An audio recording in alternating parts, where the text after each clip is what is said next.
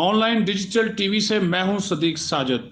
भारतीय फौज की कंट्रोल लाइन पर जारहियत और इश्ताल अंगेजियों का सिलसिला बढ़ता ही चला जा रहा है और अब इससे पाकिस्तान और भारत के अतराफ तैनात यूएन मिलिट्री ऑब्जर्वर मिशन भी महफूज नहीं रहा।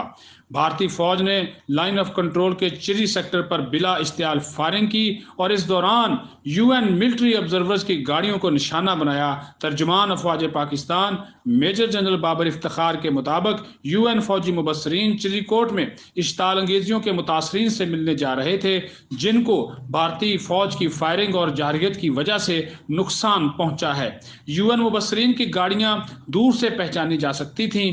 गाड़ियों पर यूएन लिखा दूर से देखा जा सकता था। गाड़ियों में 2 फौजी मुबस्सरीन भी मौजूद थे।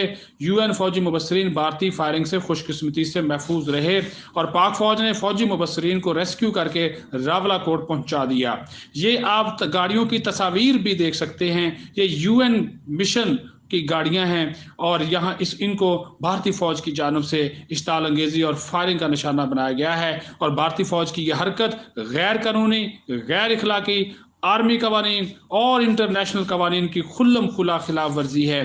भारतीय फौज एलओसी पर बेगुनाह शहरियों के बाद यूएन अमन एहलकारों को भी निशाना बना रही है और भारतीय फौज का ये इकदाम अक़वाम मुत्तहिदा के यूएन चार्टर की भी खुल्लम खुला न सिर्फ खिलाफ वर्जी है, बल्कि ये इंतहाई नीची और इखलाक से भी गिरी हुई हरकत है।